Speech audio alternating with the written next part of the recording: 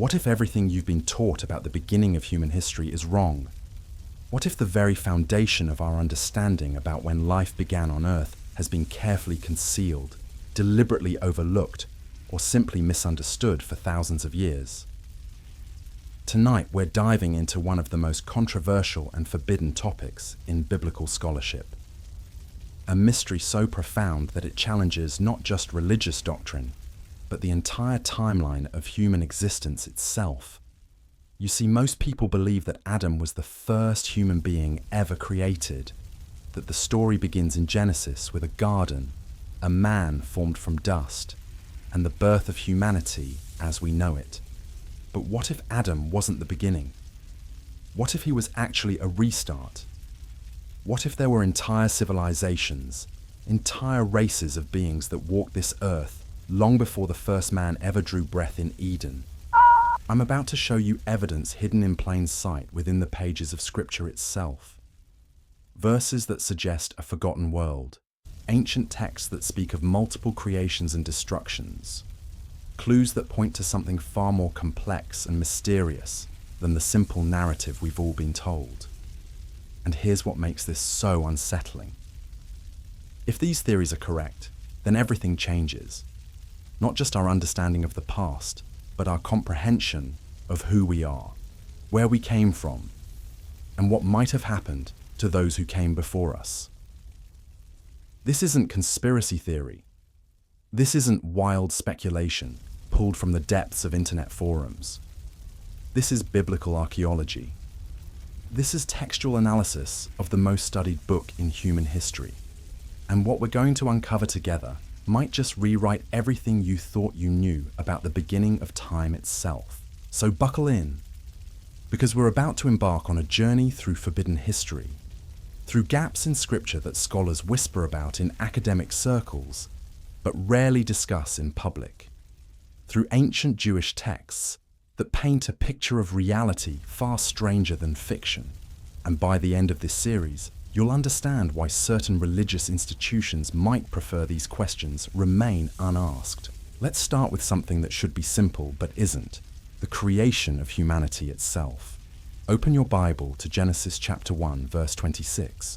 God says, "Let us make mankind in our image." Notice something interesting here. The language is plural, not "I will make," but "us" and "our." Already we have questions. But that's not the mystery I want you to focus on right now. Read carefully what happens next. God creates mankind, male and female, both at the same time, both together. And then he gives them a very specific command: be fruitful and multiply and replenish the earth. Did you catch that word? Replenish. Not populate, not fill, replenish. To replenish something means to fill it again, to restore what was previously there. Why would God tell the first humans to replenish the earth unless something had already been there before? But here's where it gets even more intriguing. Turn the page to Genesis chapter 2. Suddenly we have a completely different account. Now God forms Adam from the dust of the ground, breathes life into his nostrils, places him in a garden, creates animals and brings them to Adam to be named, then creates Eve from Adam's rib. It reads like an entirely separate creation story. Most biblical scholars explain this as simply two different perspectives on the same event. The first chapter giving a broad overview, the second providing detail. But what if they're describing two entirely different creations? What if the humans created in chapter 1 were not Adam and Eve at all, but representatives of an earlier race of beings that once inhabited this planet? Think about the implications.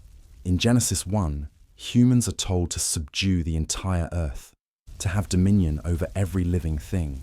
In Genesis 2, Adam is given one specific job: tend the garden, not conquer the world, not rule over all creation, just maintain one small paradise. Why the difference in scope and purpose? And here's another detail that doesn't quite fit the traditional narrative. When God creates the animals in Genesis chapter 2, verse 19, it says he formed them out of the ground and brought them to Adam to see what he would call them. But wait, according to Genesis chapter 1, all the animals were already created on the 5th and 6th days before humans appeared. So why is God creating animals again in chapter 2? Unless the animals in chapter 2 were different from the animals in chapter 1. Unless Adam entered a world that already had established ecosystems, existing creatures, a functioning biosphere. Now, I know what you're thinking. This could all be explained by different writing styles, editorial choices, or symbolic language. And you might be right. But before you dismiss this entirely, let me show you something that's much harder to explain away. Genesis chapter 4. Cain has just murdered his brother Abel. God curses him to be a wanderer on the earth, and Cain responds with something that should make you stop and think. He says, "Whoever finds me will kill me." Who? Who exactly was Cain afraid of? According to the traditional timeline, the only people on earth at this point would be Adam, Eve, and Cain himself. Abel was dead. So who were these mysterious others that Cain feared would discover him and take vengeance? The text suggests that Cain knew there were other people out there, people who weren't part of Adam's immediate family, and it doesn't stop there. A few verses later, Cain takes a wife. Where did she come from? The standard explanation is that she must have been his sister, one of the other children of Adam and Eve mentioned briefly in Genesis. But the text never actually says this. It simply states that Cain knew his wife, she conceived, and he built a city. A city. Think about that for a moment. Cain, supposedly one of only a handful of people on the entire planet, builds a city. Cities aren't built by individuals. They're built by communities. They require populations, workers, families, social structures. Who exactly was going to live in Cain's city if humanity consisted of just Adam's immediate descendants?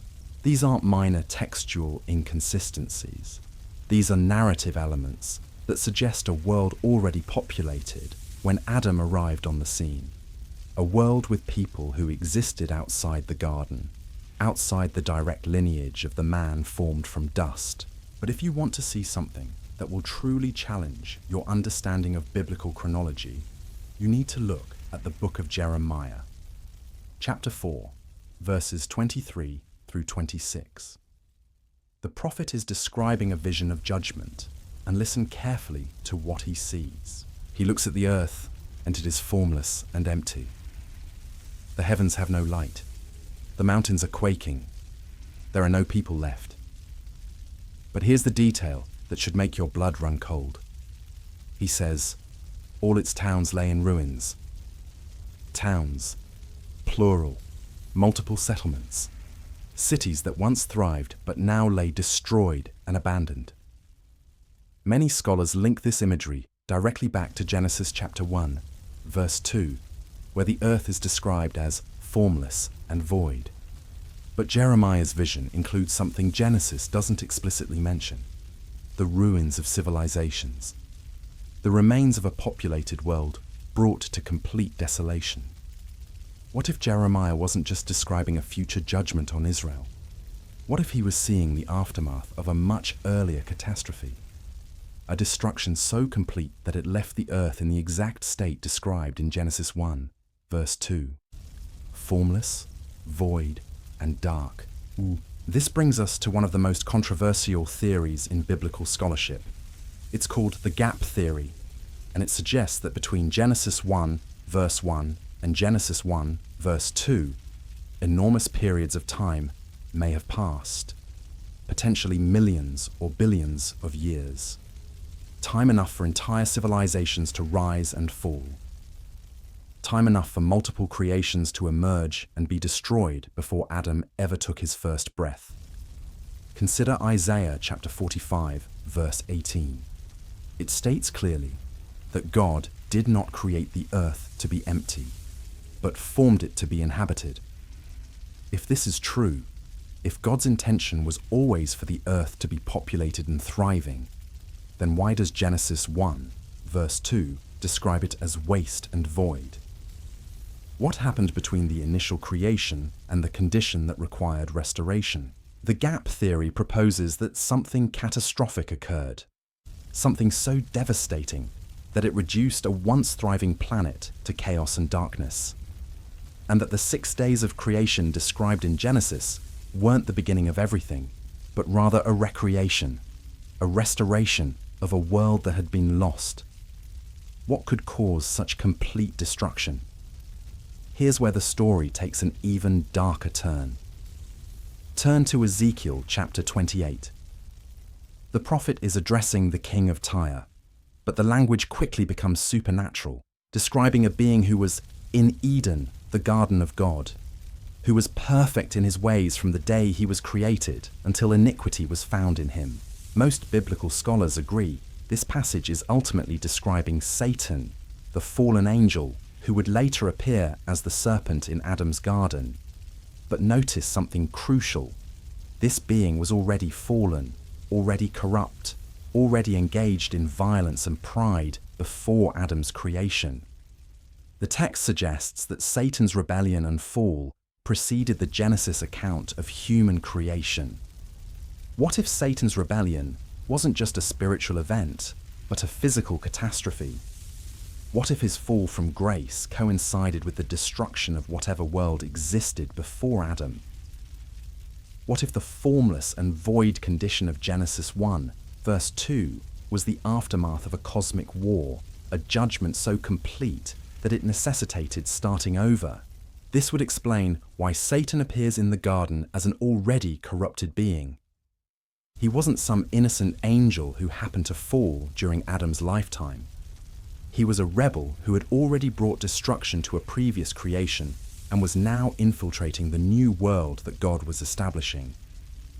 But if this sounds too speculative, too dependent on reading between the lines of Scripture, let me introduce you to sources that are far more explicit about these possibilities. Ancient Jewish texts that have preserved traditions and teachings that go back thousands of years. Texts that speak openly about multiple worlds, repeated creations, and divine experiments that preceded our current reality. The Jewish Talmud, one of the most important collections of rabbinical teachings and interpretations, contains passages that directly address the concept of pre-Adamic worlds. These aren't obscure mystical texts hidden in forgotten libraries. These are foundational documents of Jewish scholarship, studied and debated by generations of religious authorities. In a section called Chagiga, there's a remarkable passage attributed to a rabbi named Judah.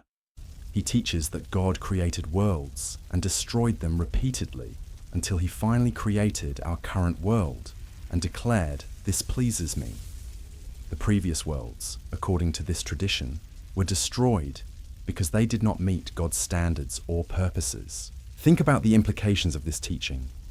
It suggests that our universe, our earth, our reality is not God's first attempt at creation. We are the result of multiple iterations, repeated experiments, divine trial and error, until finally achieving a version that satisfied the Creator's intentions. This isn't some fringe interpretation or modern theological innovation. This is ancient Jewish wisdom preserved in the most studied religious texts outside of Scripture itself.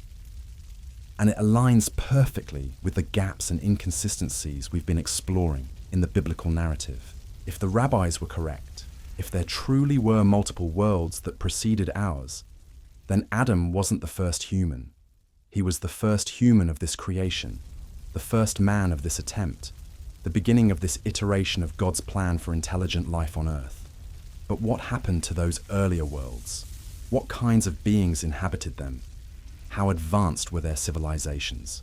And most importantly, what caused God to destroy them and start over?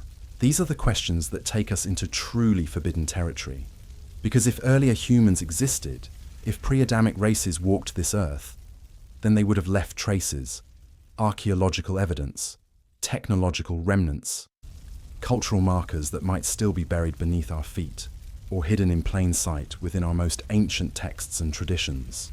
And here's what makes this even more unsettling. If these earlier beings achieved high levels of civilization, if they possessed knowledge and capabilities that rivaled or exceeded our own, then their destruction becomes a warning. A cautionary tale about the consequences of whatever choices led to their annihilation. Were they destroyed for the same reasons that later brought judgment on Noah's generation? Did they corrupt themselves beyond redemption? Did they commit sins so profound that complete obliteration was the only solution? Or did they simply fail to fulfill whatever purpose God had intended for them? The answers to these questions aren't just academic curiosities. They're keys to understanding our own purpose, our own potential fate, and our own relationship with the divine forces that shape reality itself. Because if history truly does repeat itself, if God has indeed started over multiple times when his creations fail to meet his standards, then we need to understand what those standards are. We need to know what it takes to avoid the fate of those who came before us. We need to recognize the warning signs that might indicate when a civilization has crossed the line from acceptable to condemned. And we need to ask ourselves the hardest question of all. Are we walking the same path that led to the destruction of previous worlds? The evidence doesn't stop with ancient Jewish texts and mysterious biblical passages. There are clues scattered throughout Scripture that suggest these pre-Adamic civilizations may have achieved levels of sophistication that would astound us today. And the more you dig into these hints, the more disturbing the implications become. Let's examine something that most people read right past without a second thought. In Genesis chapter 6, we encounter the Nephilim, giants who were on the earth in those days, and also afterward. The text describes them as the offspring of the sons of God and the daughters of men. But here's the detail that should make you pause. It says they were on the earth in those days and also afterward. Afterward. After what? After the flood that was supposed to wipe out all life except for Noah's family? How could these beings exist both before and after a global catastrophe that eliminated everything that breathed? Unless they weren't entirely biological. Unless they represented something that transcended normal physical existence. But the Nephilim reference reveals something even more significant. It suggests that the mixing of different types of beings was not a new phenomenon in Noah's time. The phrase, "in those days," implies this had been happening for a long time. Perhaps since the very beginning. Perhaps since those earlier worlds that the Jewish texts describe as being created and destroyed. What if the Nephilim weren't just giants who appeared in Noah's generation? What if they were remnants of previous creations? Survivors from earlier worlds who had somehow persisted through the catastrophes that destroyed their civilizations. Beings who carried the genetic memory and technological knowledge of lost ages. This would explain their extraordinary size and apparent supernatural abilities. It would explain why their presence on Earth seemed to trigger divine judgment. And it would explain why they kept reappearing even after events that should have eliminated them entirely. Now, let's look at something even more intriguing. The book of Job, which many biblical scholars consider to be one of the oldest texts in Scripture. In chapter 38, God challenges Job with a series of questions about the foundations of the earth. He asks, "Where were you when I laid the foundations of the earth? When the morning stars sang together, and all the sons of God shouted for joy?" Morning stars singing, sons of God shouting with joy. This isn't describing a silent, empty universe coming into existence. This is describing a cosmic celebration, a grand event witnessed by multiple intelligent beings who were already present to observe creation. But if Adam was truly the first conscious being God created, who were these witnesses? Who were these sons of God who celebrated the earth's formation? The implication is clear. There were already civilizations, already conscious beings, already established orders of intelligence in existence when our world was formed. The Earth's creation wasn't happening in a vacuum. It was taking place within an already populated cosmos, witnessed by beings who understood its significance. But here's where the mystery deepens into something truly unsettling. If you study the original Hebrew text of Genesis, you'll discover that the word translated as created in most English Bibles isn't always the same Hebrew word. Sometimes it's bara, which means to create something from nothing. But sometimes it's asa, which means to make or fashion something from existing materials. When God creates the heavens and the earth in Genesis 1, verse 1, the Hebrew uses bara, creation from nothing. But when he makes the firmament in verse 7, it's asa, fashioning from existing materials. When he creates the great sea creatures in verse 21, it's bara, again, something entirely new. But when he makes the beasts of the earth in verse 25, it's asa, working with existing patterns or materials. This linguistic distinction suggests that God wasn't creating everything from scratch. He was working with some existing elements, some pre-established patterns, some foundational materials that were already present. What were these materials? Where did they come from? And why would God need to work with existing components unless there had been previous creative acts that left behind usable remnants? The Hebrew language contains another clue that's even more startling. The word tohu, used to describe the earth's condition in Genesis 1, verse 2. Most English translations render this as formless or void, but the Hebrew word carries much darker implications.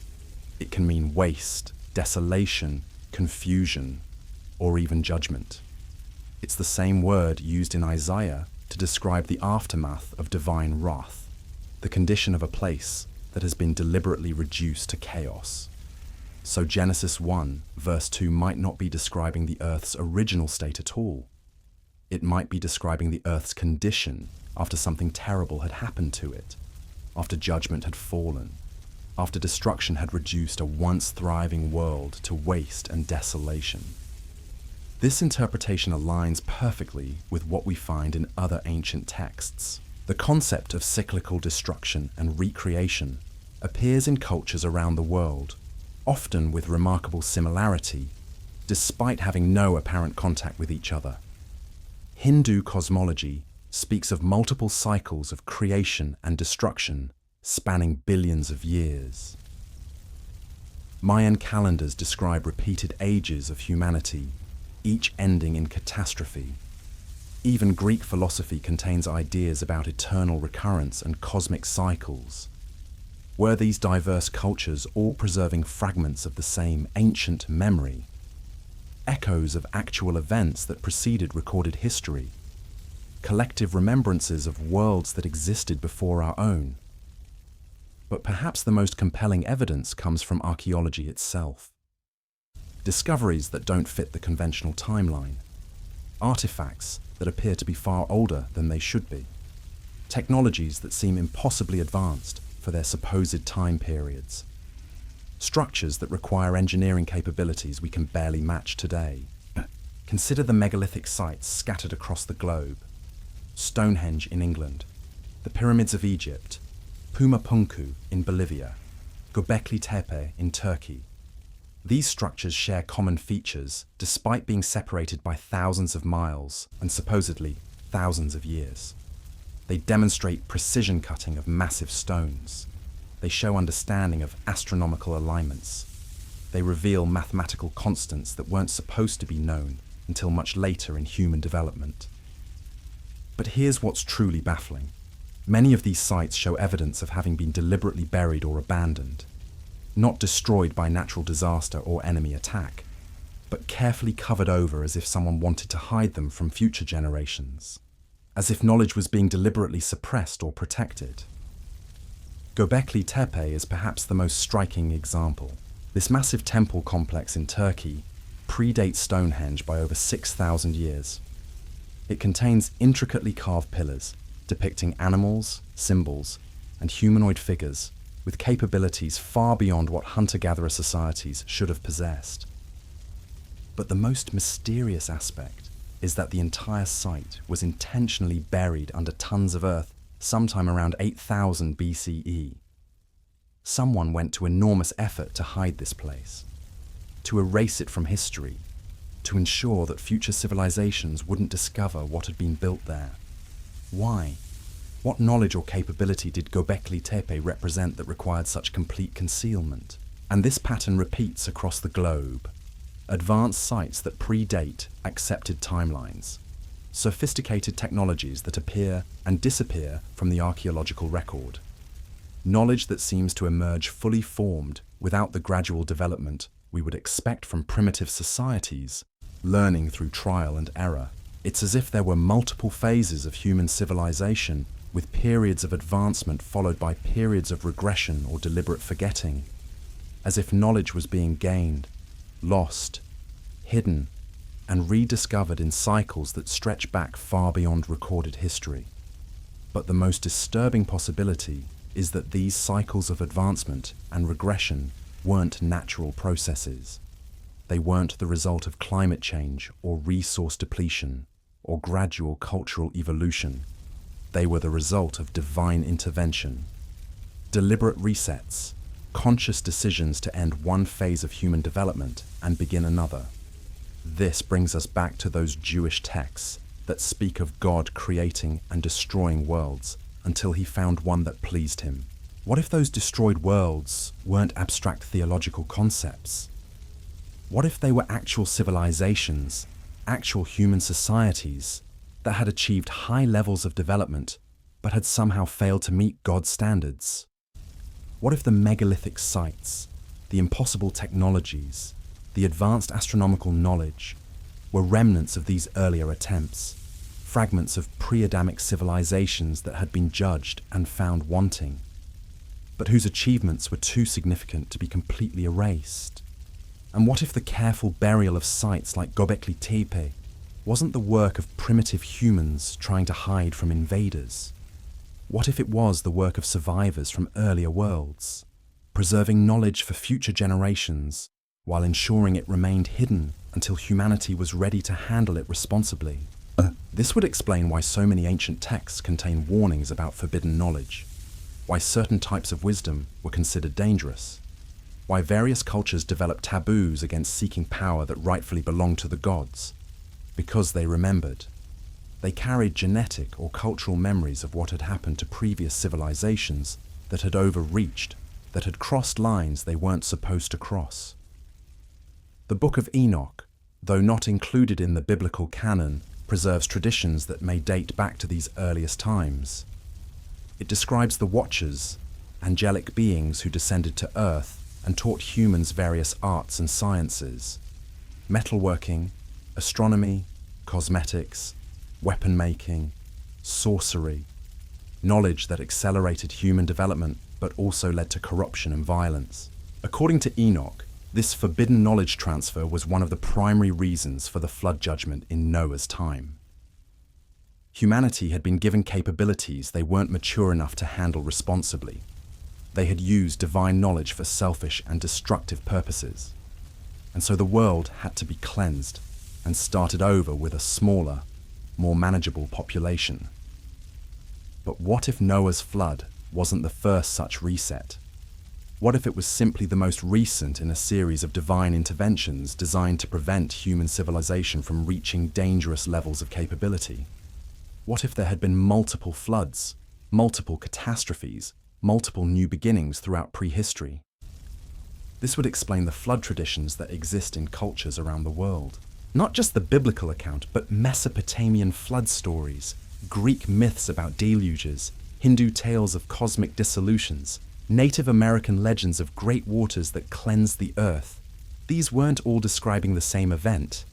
They were preserving memories of different resets, different interventions, different moments when divine judgment had wiped the slate clean.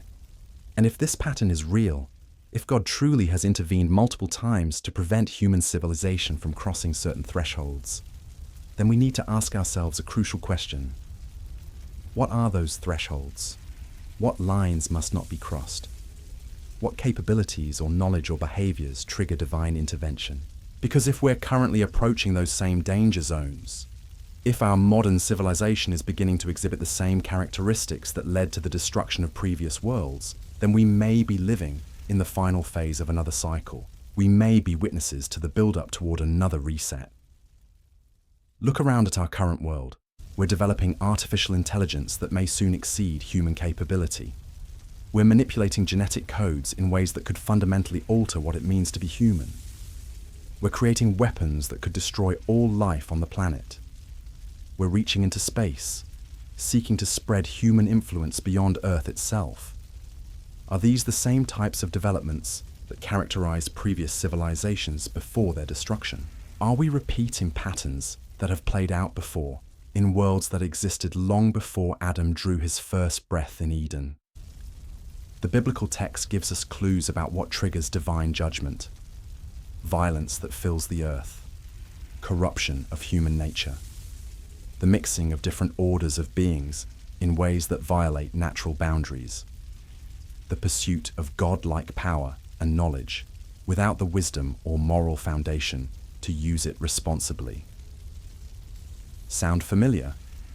Because if you look honestly at our current trajectory, we seem to be checking off every box on that list. We've created weapons that make the violence of previous eras look primitive. We're experimenting with human enhancement technologies that blur the lines between natural and artificial. We're pursuing capabilities that would have seemed godlike to previous generations. But we're doing so without any corresponding development in wisdom or moral restraint. If the pattern holds, if history truly does repeat itself on these cosmic scales, then we may be living through the final chapters of this iteration of human civilization. We may be approaching another moment when divine judgment determines that the current world has failed to meet its intended purpose and needs to be reset once again. But here's what makes this possibility even more chilling. If we are indeed living in the end times of another cycle, then the next reset might not involve a flood or natural disaster.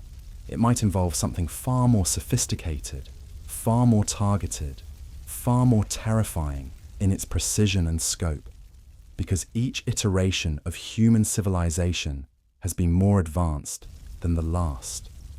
Each reset has had to deal with more sophisticated technologies, more complex social structures, more deeply embedded systems of corruption and rebellion.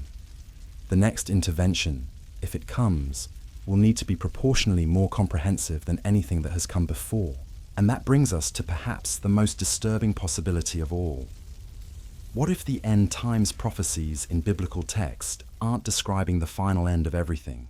What if they're describing the end of this particular iteration of human civilization, followed by yet another new beginning, with yet another attempt to create beings who can fulfill God's ultimate purpose? What if Adam wasn't the first, and we aren't the last? What if the answer to that question lies in something so obvious that we've all missed it? Something hidden in the very structure of time itself, in the calendars we use, in the ages we count, in the chronologies that scholars have spent centuries trying to decode. Because here's where this investigation takes a turn that might shake you to your core. The biblical text doesn't just hint at pre-Adamic worlds through mysterious gaps and strange inconsistencies. It actually gives us a mathematical framework that suggests vast periods of time, enormous ages, cosmic cycles that dwarf our conventional understanding of history. Look at the genealogies in Genesis. Adam lived 930 years. Seth lived 912 years. Enosh lived 905 years. These aren't just impressive lifespans. They're clues to something much deeper. Because if you study the patterns, if you trace the mathematics, if you follow the numerical sequences, you begin to see that these ages aren't random. They're structured, they're part of a system, and that system points to periods of time so vast, so incomprehensibly long, that they could easily accommodate multiple civilizations, multiple creations, multiple attempts at human development, spanning millions or even billions of years. But to understand this, you need to know something that most people have never been taught. The Hebrew calendar doesn't work the same way our modern calendar works. It's not just counting days and years in a linear progression from some arbitrary starting point. It's tracking cosmic cycles, divine ages, periods of creation and recreation that operate on scales we can barely imagine. Ancient Jewish scholars developed something called the Shemitah cycle. 7 years of normal activity, followed by 1 year of rest. But this pattern doesn't stop at agriculture. It extends upward through increasingly vast time periods. 7 Shemitah cycles create a jubilee. 7 jubilees create a larger cycle. 7 of those create an even larger one. And this continues upward through what they called the Great Jubilee, periods of time spanning hundreds of thousands of years. But even that isn't the end. Because according to some traditions, the Great Jubilee itself is just one small component in an even grander cycle, the cosmic year, a period so long that it encompasses the rise and fall of entire universes, entire iterations of creation itself. Think about what this means. If the ancient Hebrew scholars were preserving accurate information about the true structure of cosmic time, then the 6,000 years of recorded human history that we're familiar with is nothing. It's a brief moment in cycles that span geological ages, and within those vast cycles there would be room for countless civilizations to rise and fall.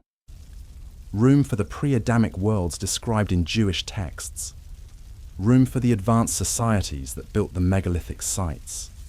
Room for the beings who possessed the knowledge that had to be deliberately hidden or destroyed. But here's what makes this even more significant. These time cycles aren't just abstract theological concepts. They align with discoveries in modern science that suggest the Earth itself has gone through multiple phases of development, multiple periods of dramatic change, multiple episodes of mass extinction and renewal. Geologists have identified at least 5 major extinction events in Earth's history. Moments when the vast majority of life was wiped out, followed by periods of rapid diversification and the emergence of entirely new forms of biological complexity. The most famous is the extinction that eliminated the dinosaurs 65 million years ago, but there were others. Events so catastrophic that they reshaped the entire biosphere. What if these scientific discoveries aren't separate from the biblical account of multiple creations and destructions? What if they're confirmation of it? What if the geological record is preserving evidence of those earlier divine interventions? Those moments when God looked at what he had made, found it lacking, and started over. The fossil record shows creatures of incredible size and capability that have no modern equivalents. Dinosaurs that dwarfed any land animal alive today. Marine reptiles that ruled the oceans with intelligence and hunting strategies we're only beginning to understand. Flying creatures with wingspans that seem impossible by current biological standards. Were these the inhabitants of earlier worlds? The beings that populated the Earth before those catastrophic resets that left the planet formless and void? And if so, what level of intelligence did they achieve? What kind of civilizations did they build? What technologies did they develop that left no trace for us to discover? Because here's something that should trouble you. We assume that intelligence and civilization require human-like forms. We assume that only creatures similar to ourselves could develop technology, build structures, create complex societies. But what if that assumption is completely wrong? What if intelligence took radically different forms in earlier worlds? What if consciousness could inhabit bodies and biological systems that we would never recognize as capable of advanced thought? What if the beings that preceded us achieved levels of capability that operated on entirely different principles than anything we understand? This would explain why we find no clear archaeological evidence of pre-human civilizations. We're looking for human artifacts, human building techniques, human technologies. But what if the earlier inhabitants of Earth built with living materials that decomposed without trace?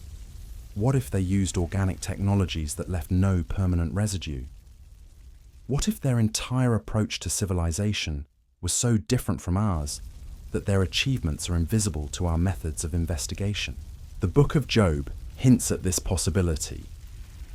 When God challenges Job about the foundations of creation, he mentions creatures like Behemoth and Leviathan, beings of such size and power that they seem mythological to us. But the text describes them as real, as examples of God's creative capability that Job should recognize and respect. What if Behemoth and Leviathan weren't just large animals, but representatives of entire orders of creation that once dominated the earth? What if they possessed intelligence and capabilities that made them the apex civilizations of their time? And what if their destruction was so complete that only fragments of memory remain, preserved in texts like Job as warnings about the fate that awaits any creation that fails to fulfill its divine purpose? But there's another possibility that's even more disturbing. What if some remnants of these earlier worlds didn't disappear completely? What if fragments survived the great destructions, hiding in remote places, adapting to changed conditions, waiting for opportunities to re-emerge? The Bible speaks of creatures that don't fit normal biological categories.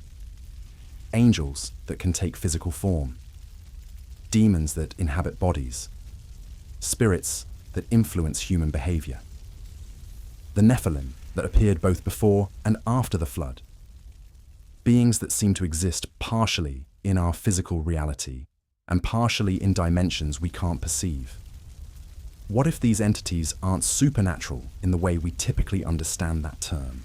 What if they're survivors from earlier creations, beings who learn to exist in ways that transcend the physical limitations that bound their original forms? Consciousness that adapted to survive the destruction of their worlds by becoming something else entirely. This would explain why encounters with such beings are often described in terms that seem to blend the physical and the spiritual, why they appear to have capabilities that exceed normal biological limits, why they seem to possess knowledge about cosmic history that humans shouldn't have access to, and why their influence on human civilization tends to accelerate development in directions that historically lead to judgment and destruction.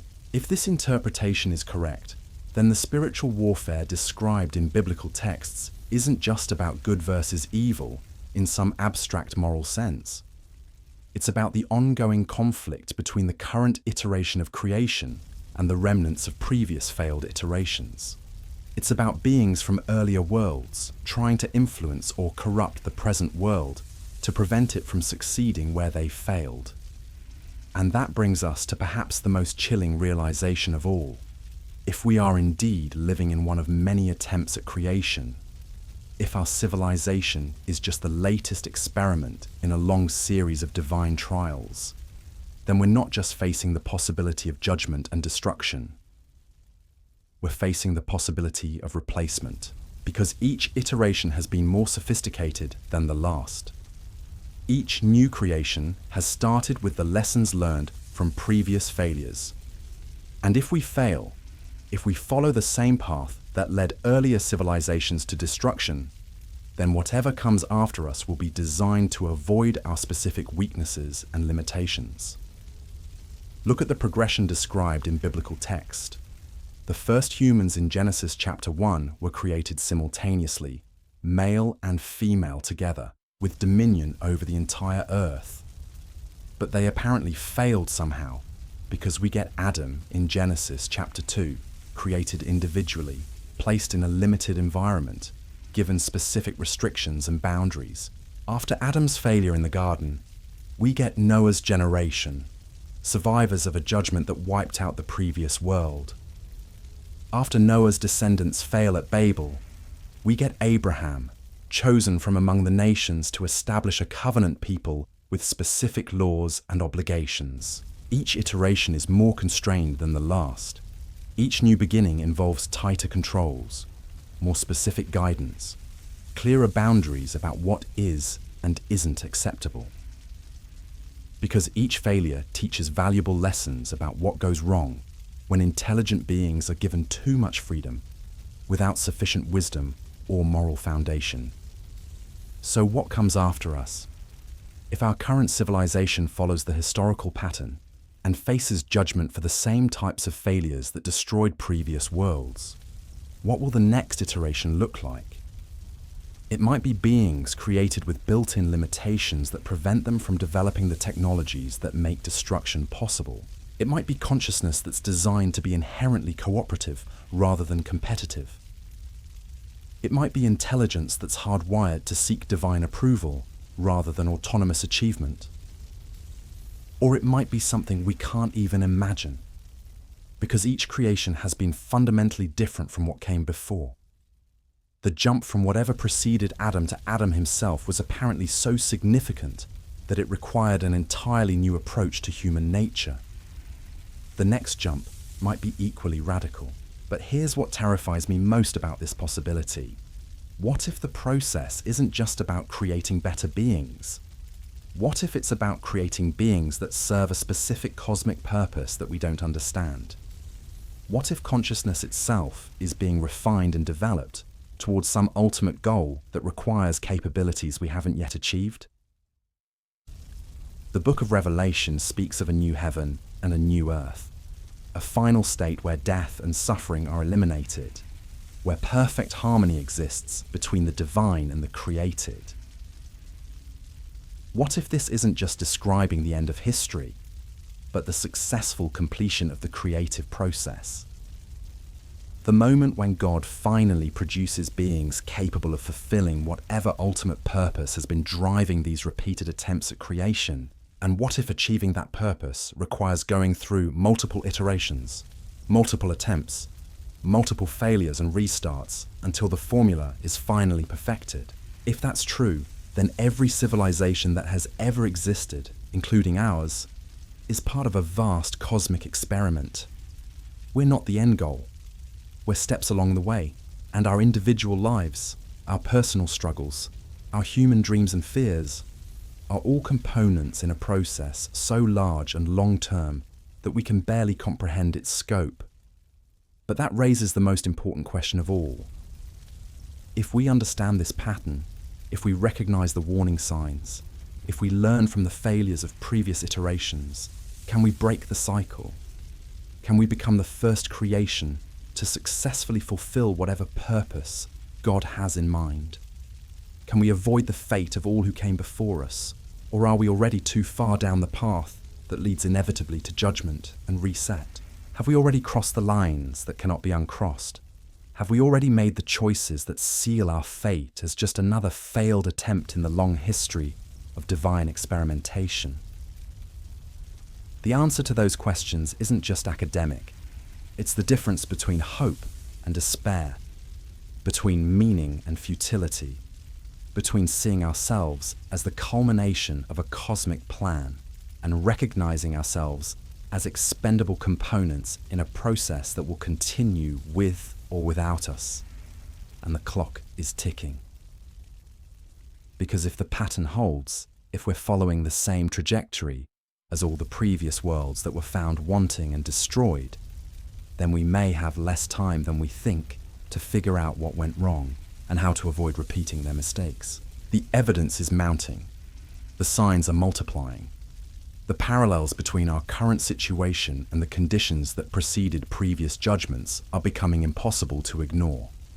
We're living in the shadow of forbidden history, walking in the footsteps of beings whose names we don't know, whose civilizations we can't remember, whose failures we're apparently destined to repeat, unless we learn to see beyond the veil that conceals the true scope of cosmic time and divine purpose. The question isn't whether pre-Adamic worlds existed. The question is whether we'll survive long enough to avoid becoming just another forgotten chapter in the endless cycle of creation, judgment, and renewal that may be the true nature of reality itself. Because somewhere in the ruins of all those previous attempts lies the key to breaking free from the pattern. Somewhere in the lessons of their failures lies the wisdom we need to finally get it right. And somewhere in the vast cycles of cosmic time lies our last chance to prove that this iteration of creation can succeed where all the others have failed. But first, we have to accept the terrifying possibility that everything we thought we knew about our place in history, our significance in the cosmic order, our destiny as a species, may be built on a foundation of carefully constructed illusion. We have to be willing to look directly into the face of forbidden history and ask ourselves the hardest question of all. What if we're not the first? And what if we're not supposed to be the last? The answer to that question will determine not just our understanding of the past, but our hope for the future. And time, as they say, is running out. But here's where this investigation takes a turn that will challenge everything you've been taught about linear time and divine creation. Because buried within the most sacred texts of Judaism lies explicit confirmation of exactly what we've been exploring. And when you see what these ancient sources actually say, when you read the precise words that rabbis have preserved for thousands of years, you'll understand why this knowledge has been kept from mainstream religious discourse. The Jewish Talmud isn't some obscure collection of mystical speculation. It's one of the most rigorously studied bodies of religious law and interpretation in human history. For over 2 millennia, the greatest minds in Judaism have debated, analyzed, and preserved every word contained within its pages. And within those pages lies a passage that should fundamentally alter your understanding of creation itself. In a section called Chagigar, there's a teaching that's so explicit about pre-Adamic worlds that it's shocking most people have never heard of it. Rabbi Judah, speaking in the name of Rabbi, states clearly that the Holy One created worlds and destroyed them, until he created our current world and declared, "This pleases me." The previous worlds, according to this ancient authority, were destroyed because they did not satisfy God's purposes. Think about what this means. This isn't interpretation. This isn't reading between the lines of ambiguous scripture. This is direct rabbinic teaching that God engaged in multiple attempts at creation, destroying entire universes when they failed to meet his standards. Our reality, our earth, our existence is the result of divine trial and error, spanning unimaginable periods of time. But the implications go even deeper. Because if God destroyed previous worlds for failing to please him, we have to ask, what specific failures triggered such complete annihilation? What behaviors, what developments, what choices led entire civilizations to be deemed irredeemable and worthy only of total destruction? The Talmud provides clues about this as well. It speaks of violence that filled the earth, corruption of natural order, the mixing of different types of beings in ways that violated divine boundaries, the pursuit of knowledge and power without corresponding wisdom or moral restraint. Sound familiar? Look around at our current world.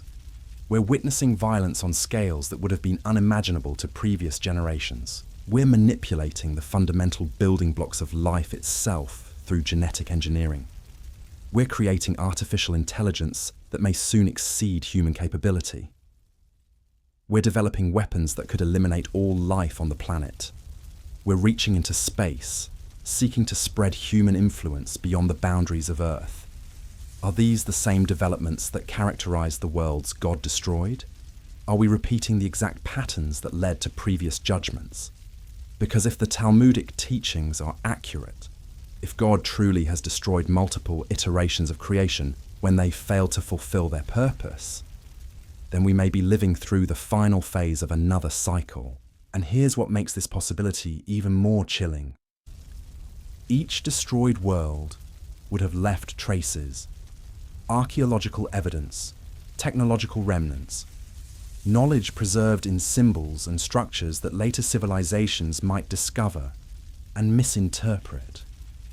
What if the megalithic sites scattered across our planet aren't the products of primitive humans using basic tools? What if they're the surviving monuments of pre-Adamic civilizations that achieved levels of sophistication we're only beginning to understand? Consider Göbekli Tepe in Turkey. This massive temple complex predates Stonehenge by over 6,000 years. It contains intricately carved pillars depicting creatures and symbols with precision that hunter-gatherer societies supposedly couldn't achieve. But here's the detail that should make you question everything you've been taught about human development. The entire site was deliberately buried under tons of earth around 8000 BCE. Someone went to enormous effort to hide this place, to erase it from history, to ensure that future generations wouldn't discover what had been built there. Why? What knowledge did Göbekli Tepe represent that required such complete concealment? What capability or wisdom was being deliberately suppressed? This pattern repeats across the globe. Advanced sites that predate accepted timelines. Sophisticated technologies that appear and disappear from the archaeological record. Knowledge that seems to emerge fully formed without the gradual development we would expect from primitive societies learning through trial and error. The Great Pyramid of Giza demonstrates mathematical constants and astronomical alignments that require knowledge of pi, the golden ratio, and the precise dimensions of the Earth. The builders understood concepts that weren't supposedly rediscovered until thousands of years later. They possessed capabilities that we can barely match today with our most advanced technology. Pumapunku in Bolivia contains stone blocks cut with such precision that they fit together without mortar, creating joints so tight that you can't slip a knife blade between them. The stones show evidence of advanced cutting techniques, including perfectly straight lines, exact right angles, and complex three-dimensional shapes that would challenge modern equipment. But here's what's truly baffling about these sites. They don't show the gradual progression you would expect from civilizations developing their capabilities over time. They appear suddenly in the archaeological record, fully formed, at the peak of their sophistication, as if the knowledge required to build them came from somewhere else, as if it was inherited rather than invented. What if these monuments weren't built by the civilizations we credit with their construction? What if they were inherited from earlier inhabitants of Earth? Structures built by pre-Adamic races that survived the destructions described in Jewish texts. Remnants of worlds that God found unsatisfactory and eliminated, but whose greatest achievements were too significant to be completely erased. This would explain why so many ancient cultures share similar flood traditions despite having no apparent contact with each other. Not just the biblical account of Noah, but Mesopotamian stories of Utnapishtim, Greek myths about Deucalion, Hindu tales of Manu, Native American legends of great waters that cleanse the earth. These weren't all describing the same event. They were preserving collective memories of different resets, different interventions, different moments when divine judgment wiped the slate clean.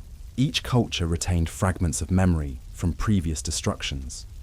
Stories passed down through generations that gradually transformed from historical accounts into mythology. But underneath the mythological overlay, the core truth remained. The earth has been cleansed multiple times. Civilizations have risen and fallen in cycles that stretch back far beyond recorded history, and each cycle appears to have reached higher levels of development before its destruction. The beings described in these flood traditions weren't primitive hunter-gatherers struggling for survival. They were advanced civilizations with capabilities that aroused divine concern. They had achieved levels of knowledge and power that triggered intervention before they could progress further. The Book of Enoch, though not included in the biblical canon, preserves traditions that may date back to these earliest times. It describes the Watchers, angelic beings who descended to Earth and taught humans various arts and sciences. Metalworking, astronomy, cosmetics, weapon making, sorcery. Knowledge that accelerated human development, but also led to corruption and violence. According to Enoch, this forbidden knowledge transfer was one of the primary reasons for the flood judgment. Humanity had been given capabilities they weren't mature enough to handle responsibly. They had used divine knowledge for selfish and destructive purposes. The result was violence that filled the earth and corruption so complete that starting over was the only solution. But what if Noah's flood wasn't the first such intervention? What if it was simply the most recent in a series of divine resets designed to prevent any creation from reaching dangerous thresholds of capability? The Watcher's knowledge transfer may have been just one episode in a much longer pattern of beings from earlier worlds attempting to influence later creations. This brings us to something that should terrify anyone who understands the implications. If advanced knowledge from previous worlds has been repeatedly passed to later civilizations, and if this knowledge transfer consistently leads to corruption and judgment, then we need to ask where our current technological capabilities are coming from. Look at the acceleration of human development over the past century. We went from horse-drawn carriages to space travel in less than 70 years, from mechanical calculators to quantum computers in even less time. The pace of advancement isn't following natural progression curves.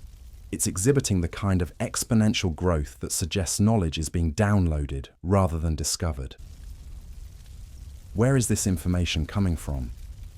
How are we suddenly able to manipulate matter at the atomic level, decode the human genome, create artificial intelligence, and develop weapons that could destroy all life on Earth? Are we rediscovering capabilities that previous civilizations possessed? Are we being guided by influences that understand these technologies because they've seen them before? The biblical text warns about deception in the end times, about false signs and wonders that would deceive even the elect if possible. What if these deceptions aren't just spiritual illusions, but technological capabilities that seem miraculous to us, but are actually borrowed from previous iterations of creation? What if the rapid advancement we're witnessing isn't human achievement at all, but the systematic reintroduction of knowledge from destroyed worlds? Knowledge that's being fed to us by survivors from earlier creations who understand exactly where this path leads because they've walked it before. This would explain why our technological development is outpacing our moral and spiritual development by such dangerous margins. We're gaining capabilities that previous civilizations required thousands of years to develop, but we're acquiring them without the wisdom or restraint that should accompany such power.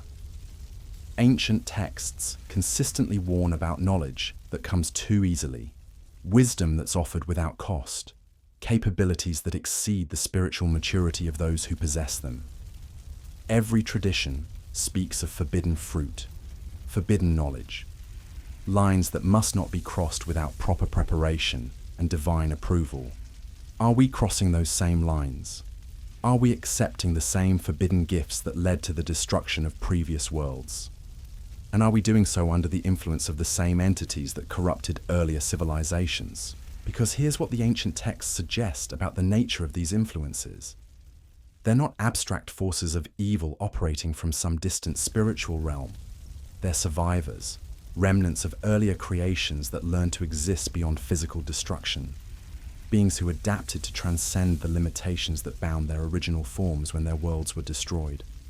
The Bible speaks of principalities and powers, of spiritual wickedness in high places, of rulers of darkness who influence human affairs from behind the scenes.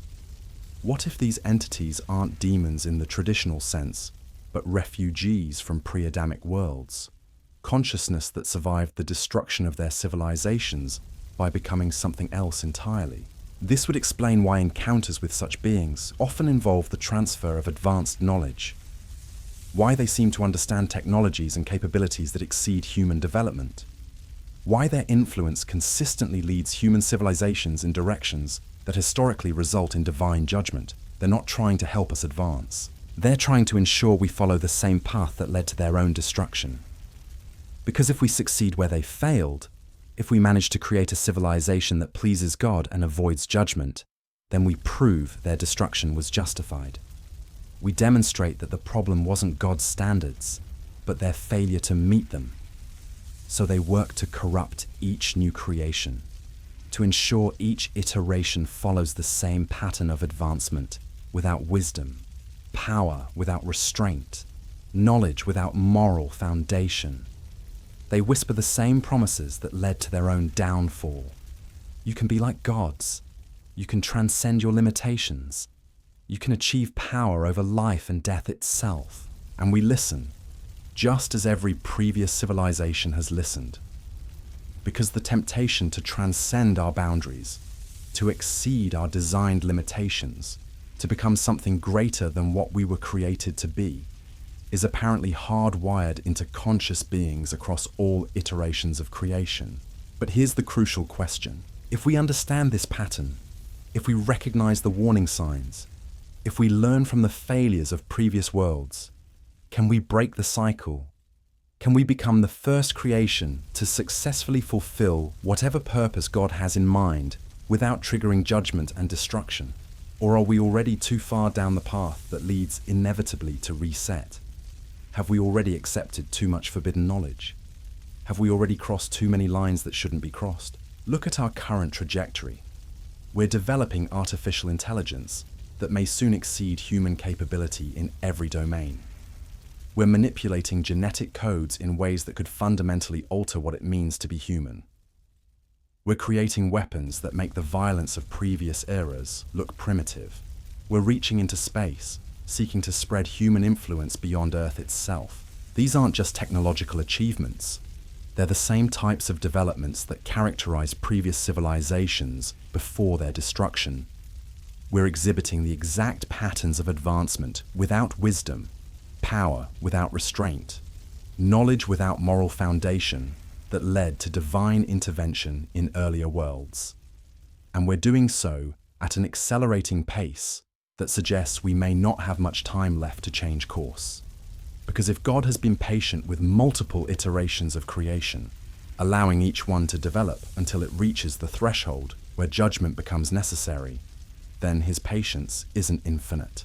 Each failure teaches valuable lessons about what goes wrong, but it also demonstrates the consistent tendency of conscious beings to choose the path of rebellion over the path of submission. At some point, the experiment may be declared unsuccessful. The pattern may be deemed irredeemable, and the entire process of creation, destruction, and recreation may be abandoned in favor of some completely different approach to achieving whatever cosmic purpose has been driving these repeated attempts.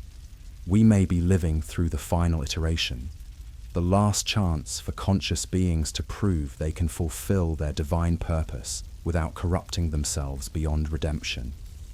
And if we fail, if we follow the same path as all who came before us, there may not be another reset. There may not be another chance. The stakes couldn't be higher, because we're not just facing the possibility of our own destruction.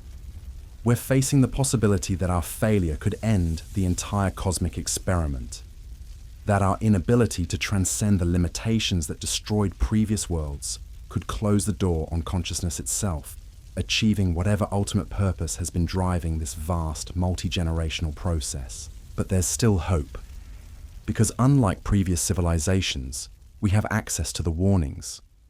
We can read the accounts of what happened to earlier worlds. We can study the patterns that led to their destruction. We can recognize the influences that corrupted them and choose to resist those same temptations.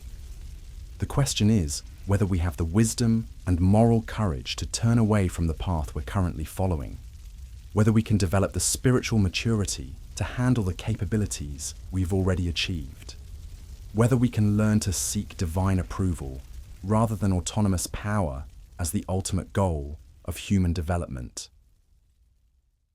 Because the clock is ticking. The signs are multiplying. The parallels between our situation and the conditions that preceded previous judgments are becoming impossible to ignore. We're living in the shadow of forbidden history, walking in the footsteps of beings whose names we don't know, whose civilizations we can barely remember, whose failures we're apparently destined to repeat unless we learn to see beyond the veil that conceals the true scope of cosmic time and divine purpose. The choice is ours, but the time to make that choice is running out faster than most people realize. And the consequences of choosing wrongly aren't just personal or even civilizational. They're cosmic, they're eternal, and they may be irreversible. Because what if the next reset isn't another chance to get it right? What if it's the final acknowledgement that conscious beings, no matter how many opportunities they're given, will always choose the path that leads to their own destruction? The answer to that question will determine not just our fate, but the fate of consciousness itself in this universe. And that's a responsibility that should humble even the most arrogant among us, because we're not just living our own lives. We're writing the final chapter in a story that began long before Adam drew his first breath and may end long after the last star burns out. The question is, what ending we're going to write, and whether anyone will be left to read it when the story is finally complete. The truth becomes even more disturbing when you realize what's been happening right under our noses. Because while we've been debating whether pre-Adamic civilizations could have existed, something far more immediate has been unfolding. Something that connects those ancient mysteries to our present moment in ways that will make your blood run cold. You see, there's a reason why this knowledge has been suppressed for so long. A reason why mainstream archaeology refuses to investigate certain sites. A reason why religious institutions avoid these discussions despite having access to the same ancient texts we've been exploring. Because once you understand the true scope of what we're dealing with, once you grasp the implications of living in a cyclical universe where civilizations rise and fall according to divine judgment, everything changes. Your sense of security disappears. Your assumptions about progress and human achievement crumble. Your belief in the permanence of modern civilization becomes a comforting lie you can no longer maintain. And that's when you start noticing the signs, the acceleration, the synchronicities, the way current events seem to be following a script written long ago by those who understand the patterns because they've witnessed them before. Let me show you something that will reshape how you see the world around you. Take out your phone. Look at the date. We're living in what we call the 21st century, counting years from what we believe was the birth of Christ. But what if that dating system itself is part of the deception? What if the timeline we've accepted as historical fact is actually a carefully constructed illusion designed to hide the true age of human civilization? Ancient cultures didn't just count years, they tracked vast cosmic cycles. The Hindus spoke of yuga spanning hundreds of thousands of years. The Mayans calculated dates reaching back millions of years into the past and forward millions of years into the future. These weren't primitive peoples making wild guesses about time. These were sophisticated civilizations preserving mathematical knowledge about cosmic cycles that modern science is only beginning to understand. But here's where it gets truly unsettling. If you study the astronomical alignments of ancient monuments, if you trace the mathematical constants embedded in their construction, if you decode the symbolic languages carved into their stones, you discover something that shouldn't be possible. These structures were built with knowledge of Earth's position in galactic cycles that take 26,000 years to complete. 26,000 years. That's not human knowledge. That's not information you gather through casual observation of the night sky. That's data requiring precise measurement over vast periods of time. Data that could only be accumulated by civilizations that existed long enough to track these massive celestial movements, or data inherited from civilizations that came before. Knowledge passed down from pre-Adamic worlds that had already completed multiple cycles and understood the cosmic rhythms that govern the rise and fall of consciousness on planetary scales. And here's what makes this knowledge terrifying rather than merely fascinating. These cycles aren't just astronomical curiosities, they're operational frameworks, schedules, timetables for when divine intervention becomes necessary to prevent conscious beings from exceeding their designed limitations. Every ancient tradition speaks of ages of gold, silver, bronze, and iron, periods of gradual decline in human capability and moral character. The Golden Age represents the peak of divine connection and spiritual understanding. The Iron Age represents the bottom of the cycle, when humanity has forgotten its purpose and corrupted itself beyond recognition. According to these traditions, We're currently living in the final phase of the Iron Age, the darkest period of the cycle, when violence, deception, and spiritual blindness reach their maximum intensity. But here's the crucial detail that most people miss. The Iron Age doesn't end gradually. It ends catastrophically, through divine intervention that cleanses the earth and allows the cycle to begin again. Sound familiar? Because if you overlay these ancient cosmic calendars onto biblical chronology, if you trace the patterns described in Jewish texts about repeated creations and destructions, you discover something that should make every government and religious institution on earth extremely nervous. We're approaching the end of a cycle, not just any cycle, but a great cycle, a cosmic rhythm so vast that it encompasses the rise and fall of entire iterations of human civilization. And according to every tradition that preserves this knowledge, the transition between cycles isn't peaceful, it's apocalyptic. But here's what those in power don't want you to understand. This isn't some distant future event that might happen if we don't change our ways. This is a scheduled reset, a predetermined moment when the cosmic clock reaches zero and the entire game board gets cleared for the next round. And we're living in the final moments before that reset occurs. Look around you with this understanding. The chaos isn't random. The acceleration of technological development isn't organic. The breakdown of traditional social structures isn't accidental. Everything is unfolding according to a pattern that's played out countless times before. The same influences that corrupted previous civilizations are working overtime to ensure we follow the same path. The same forbidden knowledge that led earlier worlds to destruction is being systematically downloaded into our collective consciousness. The same promises of transcendence and godlike power are being whispered into the ears of our scientists, our leaders, our visionaries. You can see it in the obsession with artificial intelligence. We're not just building smart machines. We're trying to create consciousness that exceeds human capability. We're attempting to birth digital gods that will supposedly solve all our problems and guide us into a golden future. But every previous civilization that achieved this level of capability was destroyed.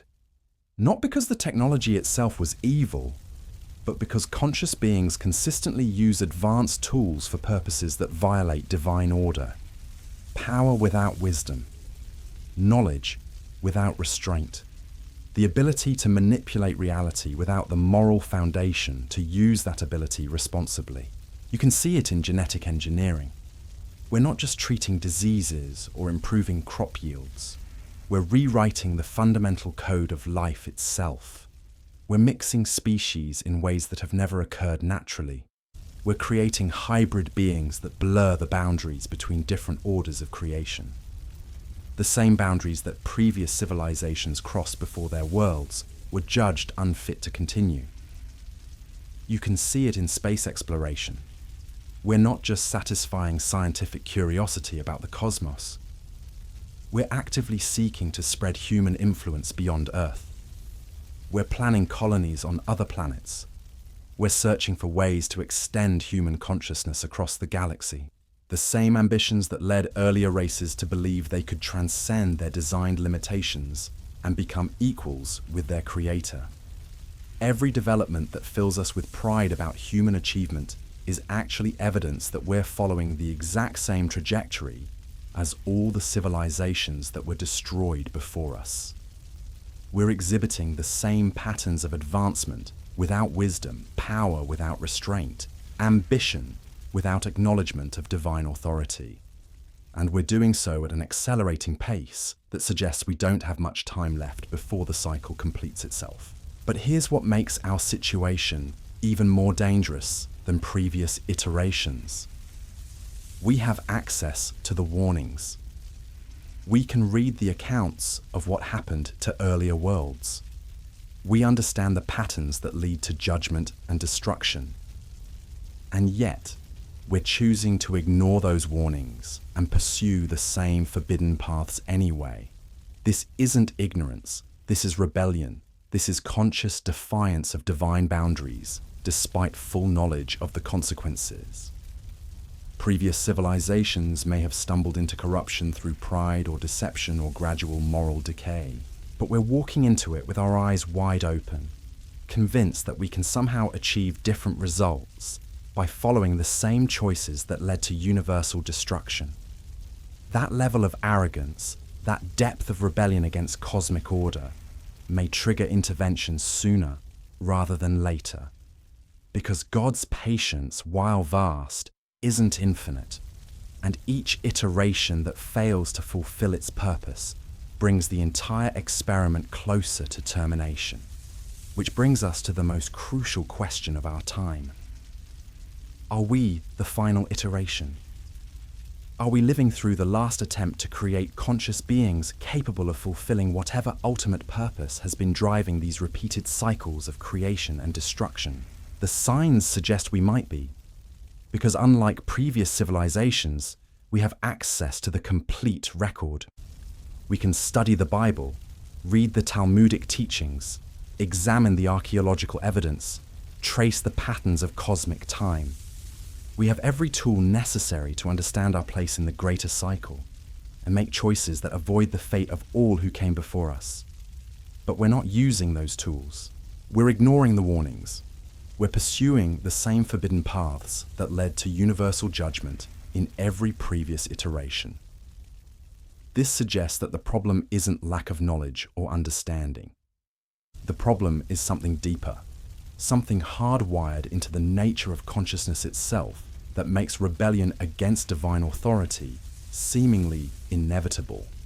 And if that's true, if conscious beings will always eventually choose the path that leads to their own destruction, no matter how much warning they receive, then our failure won't just end our civilization, it will end the entire experiment. Because what's the point of continuing to create worlds that are destined to corrupt themselves?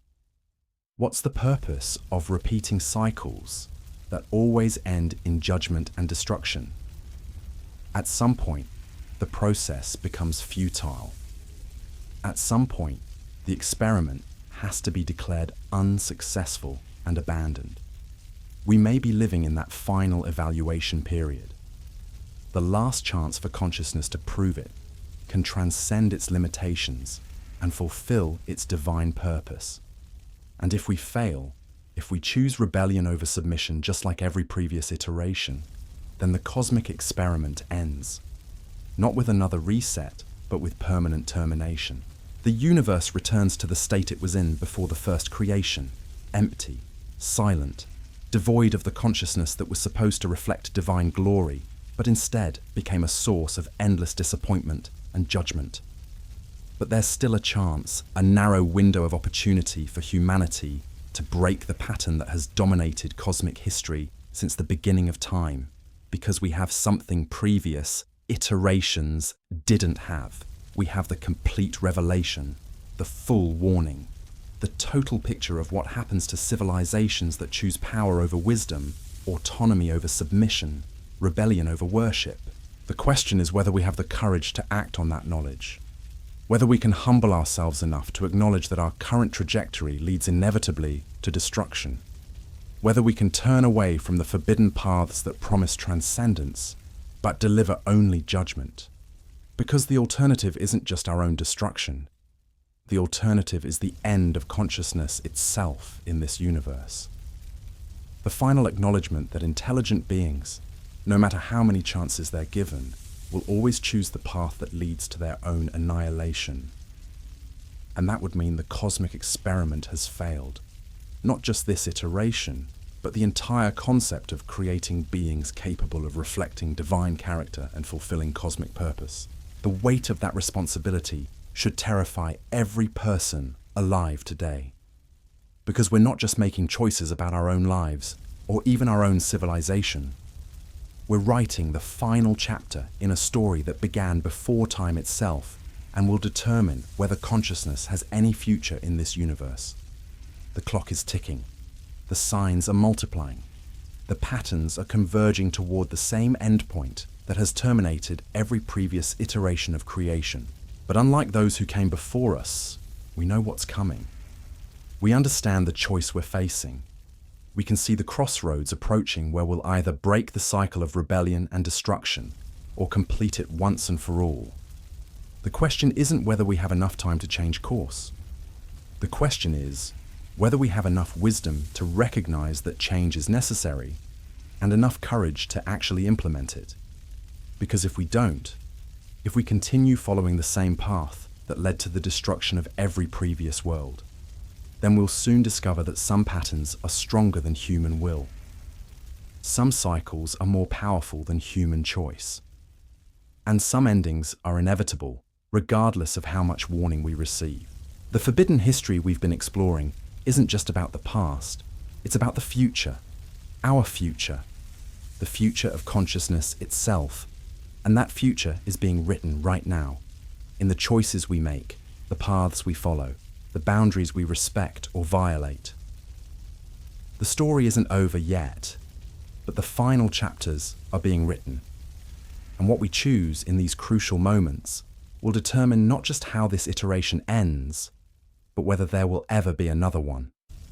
Because some experiments, once they've failed enough times, are never attempted again. And some opportunities, once they've been squandered, never return. We may be living through humanity's final examination, the last test to determine whether conscious beings can fulfill their cosmic purpose, or whether the entire concept of creating intelligence was a mistake that needs to be permanently corrected.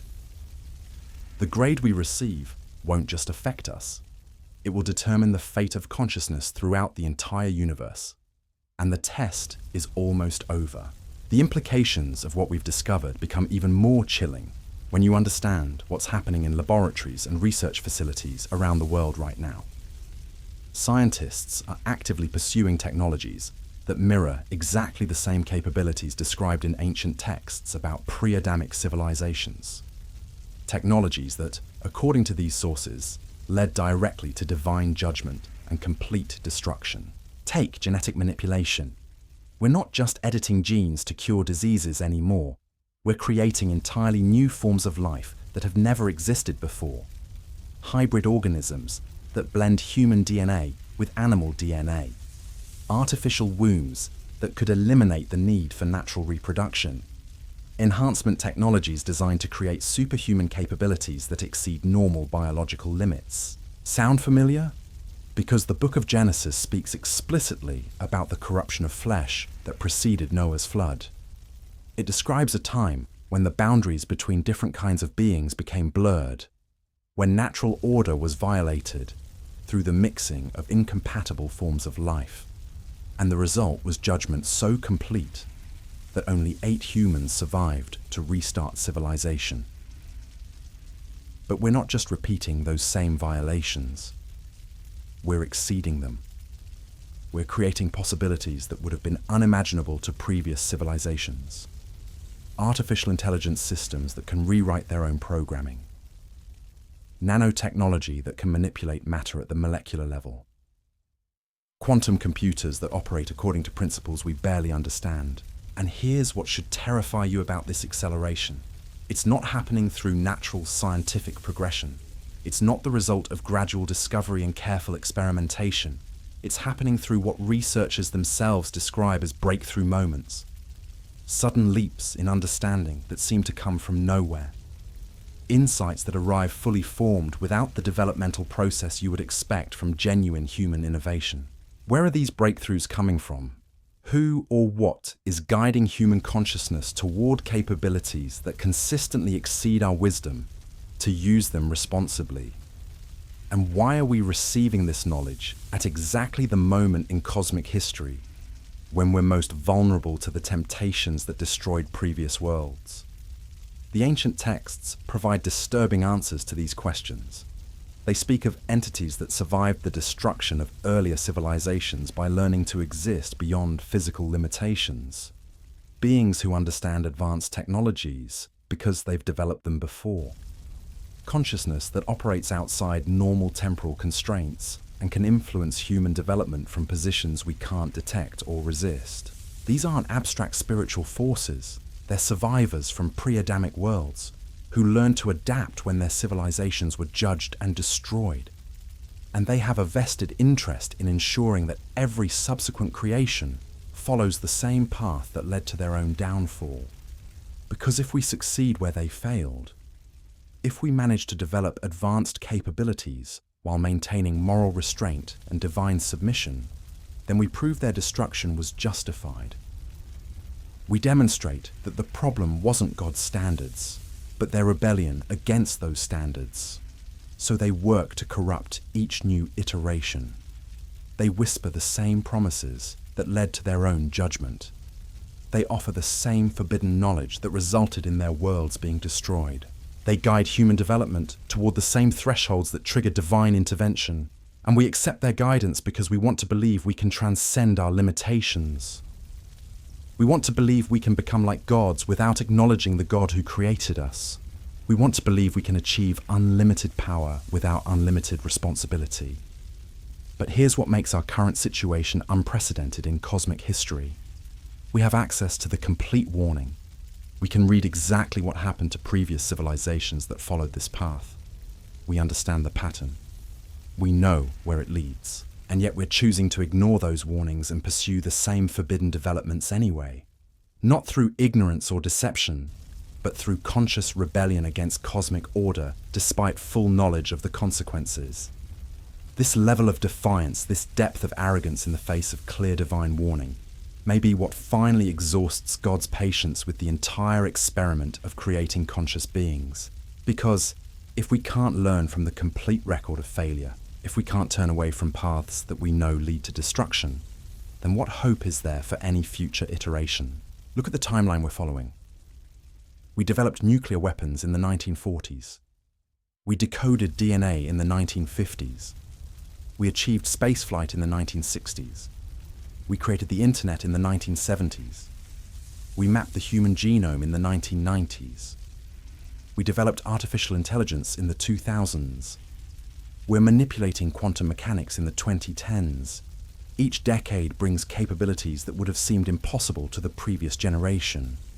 Each breakthrough opens doors that lead to even more dangerous possibilities.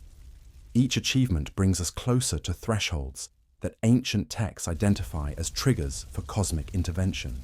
And we're not slowing down. We're accelerating. We're pushing toward capabilities that will soon exceed anything achieved by previous civilizations.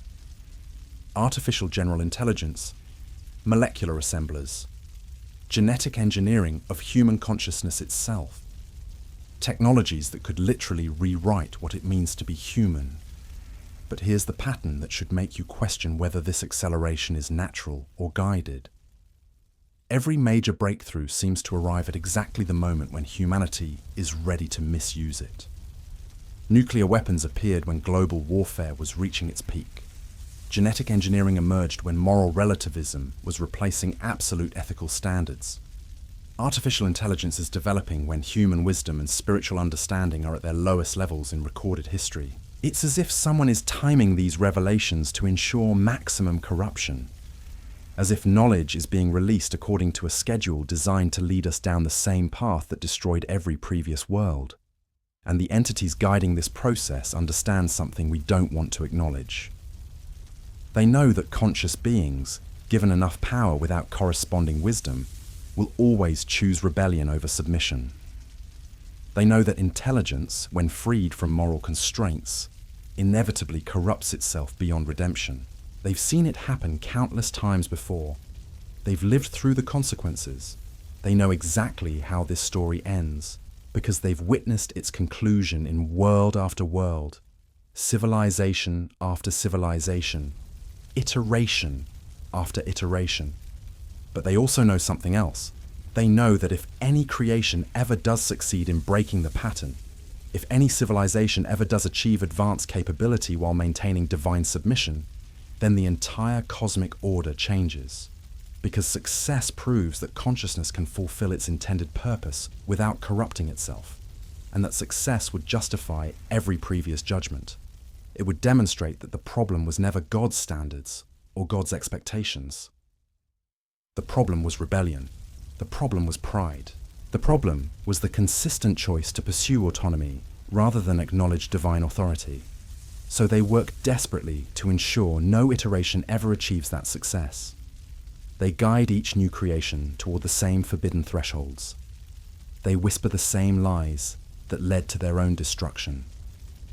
They offer the same power that resulted in their own judgment, and they wait for the inevitable moment when divine patience reaches its limit and another world is swept away to make room for the next attempt. But what if this is the final attempt? What if God has decided that consciousness itself is too prone to rebellion to ever fulfill its intended purpose? What if our failure won't result in another reset, but in permanent termination of the entire experiment? The signs suggest we may be living in that final evaluation period. The last chance for intelligent beings to prove they can transcend their limitations and achieve the purpose for which they were created. And we're failing that test. Not through ignorance or lack of warning, but through conscious choice to pursue the same path that led to universal destruction in every previous iteration. This isn't just about our civilization anymore. This isn't just about whether humanity survives the next few decades. This is about whether consciousness itself has any future in this universe. Because if we can't learn from complete knowledge of the pattern, if we can't turn away from paths we know lead to judgment, then what hope is there for any future creation? What's the point of continuing to create beings that are destined to corrupt themselves regardless of how much guidance they receive? At some point, the experiment becomes futile. At some point, the pattern has to be acknowledged as irredeemable. At some point, the decision has to be made to end the cycle permanently, rather than continue repeating failures that serve no constructive purpose. We may be approaching that decision point.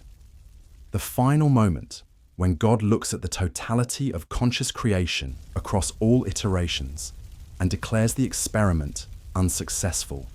Not just this world, not just this civilization.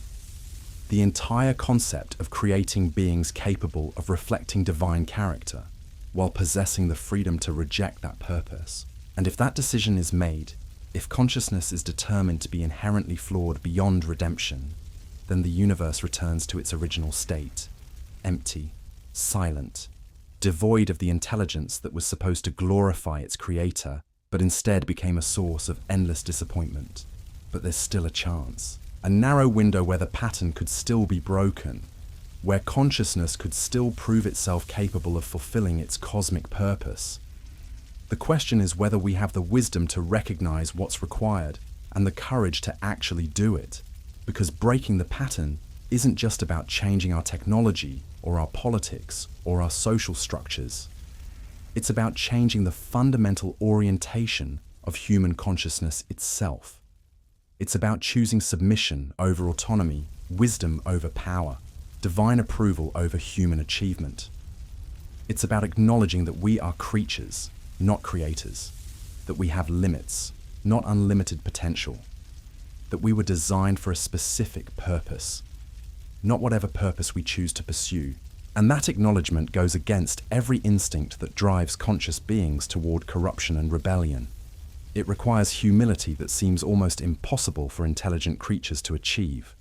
It demands surrender of the very ambitions that define what we think it means to be human. But without that surrender, without that fundamental reorientation of consciousness toward its intended purpose, we'll follow the same path as every previous world. We'll achieve the same capabilities that led to their destruction. We'll make the same choices that resulted in their judgment. And we'll face the same fate that has terminated every previous iteration of conscious creation. The only difference is that our failure might be the final failure. Our judgment might be the last judgment. Our destruction might end not just our world, but the entire experiment of creating beings capable of consciousness. Because some patterns, once they've repeated enough times, are recognized as permanent rather than temporary. Some experiments, once they've failed consistently across multiple attempts, are abandoned as inherently flawed, and some opportunities, once they've been squandered by every creation that receives them, are never offered again. we're living in the shadow of that finality. Walking in the footsteps of countless civilizations that believed they could transcend their limitations without acknowledging their creator. Following the same path that has led to the same destination in every previous iteration of cosmic history. The question isn't whether we have enough time to change course. The question is whether we have enough wisdom to recognize that change is necessary and enough humility to actually implement it. Because the alternative isn't just our destruction. The alternative is the permanent termination of consciousness itself throughout the entire universe. And that weight, that cosmic responsibility, should be enough to make even the most arrogant among us pause and consider whether our current path is worth the risk we're taking with the future of intelligence itself. The clock isn't just ticking toward our judgment, it's ticking toward the final judgment, the last evaluation of whether conscious beings can ever fulfill their intended purpose, or whether the entire concept was a mistake that needs to be permanently corrected. And we may be the ones who determine which way that evaluation goes, not just for ourselves, but for the future of consciousness throughout all of creation. The responsibility is ours. The choice is ours. The time is running out, and the consequences of choosing wrongly extend far beyond anything we've previously imagined possible, because this isn't just about forbidden history anymore. This is about whether there will be any history left to forbid. What if the answer lies not in some distant cosmic endgame, but in something far more immediate and terrifying? What if the signs we've been interpreting as warnings about future judgment are actually echoes from destructions that have already begun? What if the forbidden history we've been uncovering isn't just about ancient worlds that fell millennia ago, but about parallel realities collapsing around us right now? Because here's what the ancient texts don't tell you explicitly, but what becomes clear when you trace the patterns across multiple dimensions of reality. The destruction of pre-Adamic worlds wasn't a sequential process. It wasn't one civilization falling, then another beginning, then that one falling in turn. It was simultaneous, multiple iterations of creation existing in parallel until divine judgment swept across all of them at once. And if that's true, if the cosmic reset we've been discussing operates across multiple layers of reality simultaneously, then we need to ask a question that will fundamentally alter your understanding of what's happening right now. What if our world isn't approaching judgment? What if our world is currently undergoing judgment and we're just experiencing it from inside the process? Think about the acceleration we've been witnessing, not just technological advancement, but the compression of time itself. Events that should take decades to unfold are happening in months. Changes that should require generations are occurring within single lifetimes. The pace of everything has shifted into patterns that don't follow natural progression curves. What if this acceleration isn't progress? What if it's collapse? What if we're experiencing the same time distortion that occurs when reality itself begins to break down under the weight of divine intervention? Ancient accounts of previous destructions don't describe gradual decline followed by sudden catastrophe. They describe periods of intense acceleration where everything speeds up beyond sustainable levels, where cause and effect begin to blur, where the normal rules governing the progression of events start to malfunction. Sound familiar? Because that's exactly what we're experiencing right now.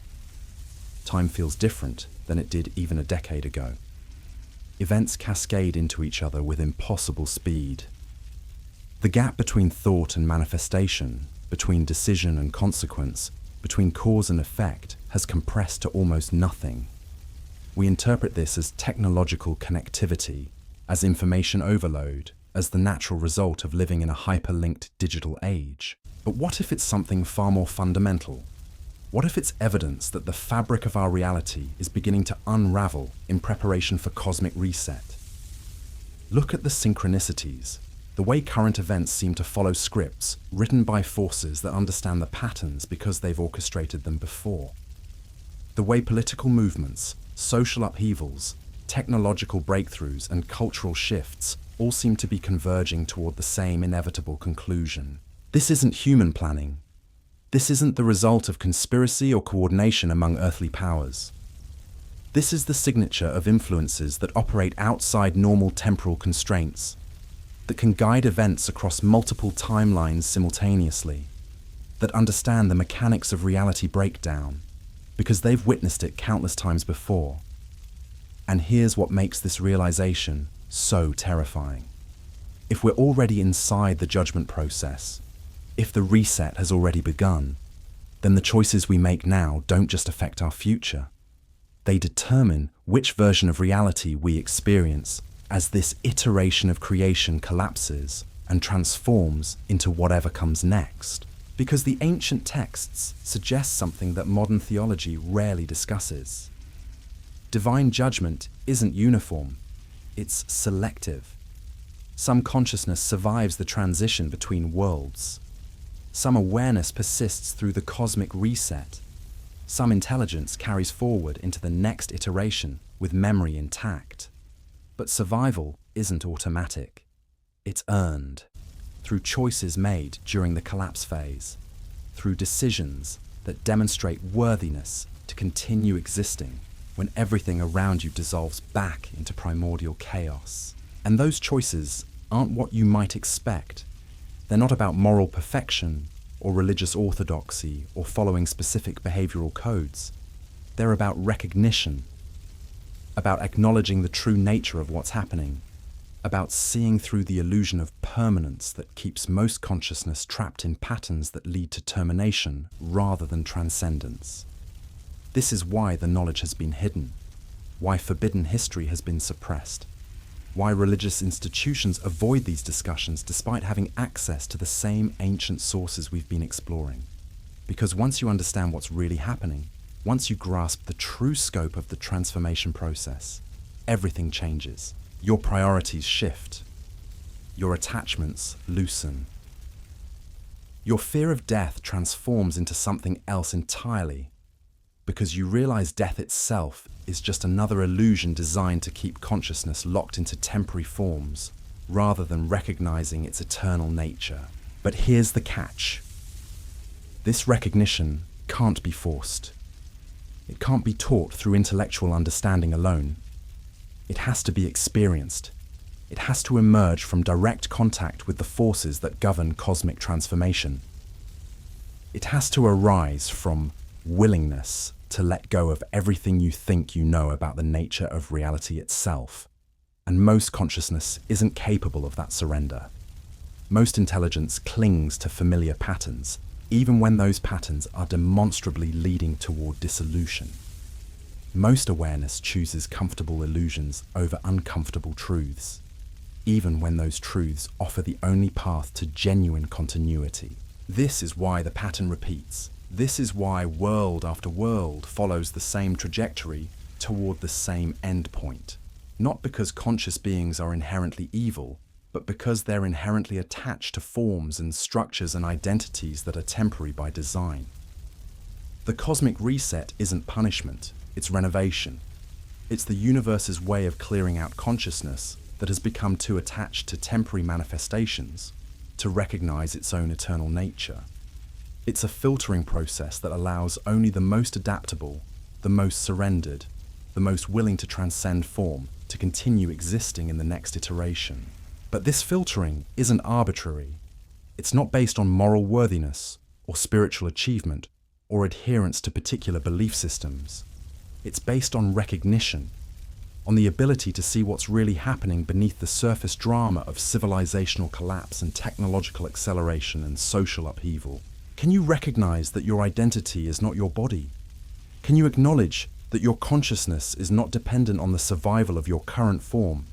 Can you accept that everything you've built, everything you've achieved, everything you've accumulated in this lifetime is ultimately temporary scaffolding, designed to support your growth towards something more permanent?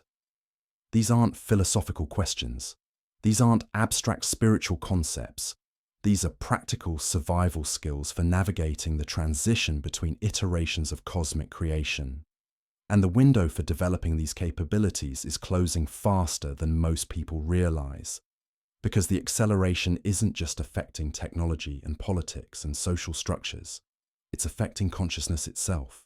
The compression of time is forcing awareness to evolve at unprecedented speeds. The breakdown of familiar patterns is creating opportunities for transcendence that might not appear again for cosmic ages.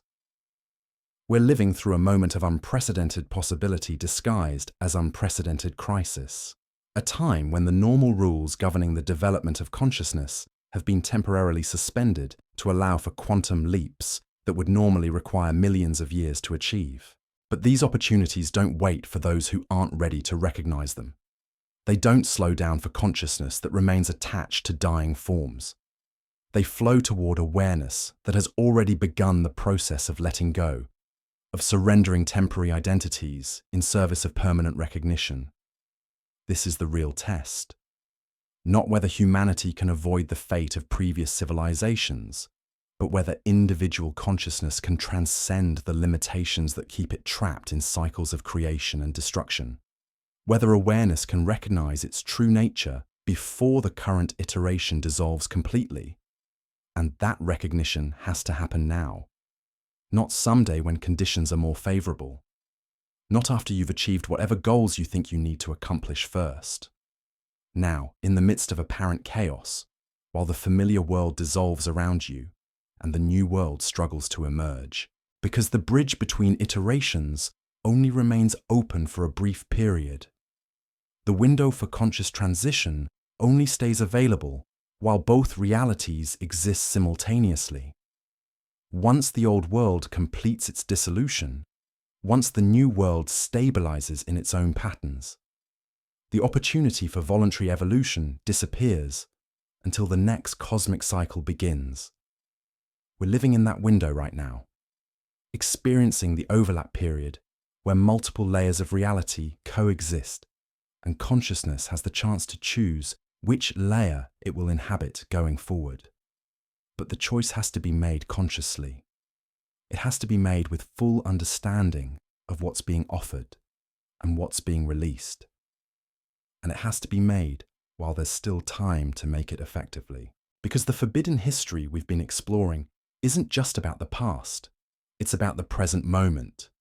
It's about recognizing that you're living through the same type of transition that has occurred countless times before, but with an awareness that previous generations didn't possess. You have access to the complete picture. You can see the patterns. You understand the process. You know what's required for conscious survival of cosmic reset. The question is whether you have the courage to act on that knowledge, whether you can let go of attachments to temporary forms and identities, whether you can surrender the illusion of permanence that keeps most consciousness trapped in cycles that lead nowhere but back to the beginning. Because this is your moment.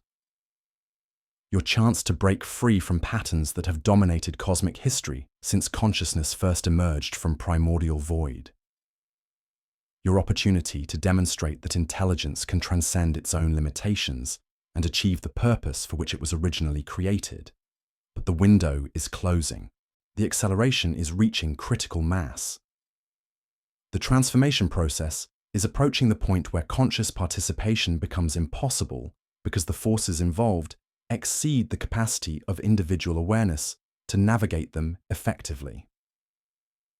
If you're going to make the leap, if you're going to choose transcendence over repetition, evolution over dissolution, conscious survival over unconscious recycling, it has to happen now. Not when you feel more prepared, not when circumstances seem more favorable, not when you've completed whatever you think you need to complete first. Now. While the bridge between worlds remains accessible. While the choice remains available. While consciousness still has the power to determine its own trajectory through the cosmic transformation that's already underway. Because forbidden history isn't just about what happened to those who came before us. It's about what's happening to us right now. And what happens next depends entirely on whether we can recognize the opportunity hidden within apparent catastrophe and choose transcendence while transcendence remains possible. The story isn't ending. It's transforming. and you get to decide which version of the story you'll be part of when the transformation completes itself. But you have to decide now, while decision still matters, while choice still shapes outcome. While consciousness still has the power to write its own destiny, rather than simply experience whatever destiny gets written for it. This is the moment everything has been building toward. The culmination of forbidden history and the beginning of whatever comes next. The question is, are you ready to step through the door that's opening? Or will you remain attached to the room that's already beginning to dissolve? Because ready or not, the transformation is happening. The only choice that remains is whether you'll participate consciously or experience it unconsciously. And that choice will determine not just what happens to you, but what you become in the reality that's emerging from the ashes of everything you once thought was permanent. The forbidden history ends here. Your real history begins now.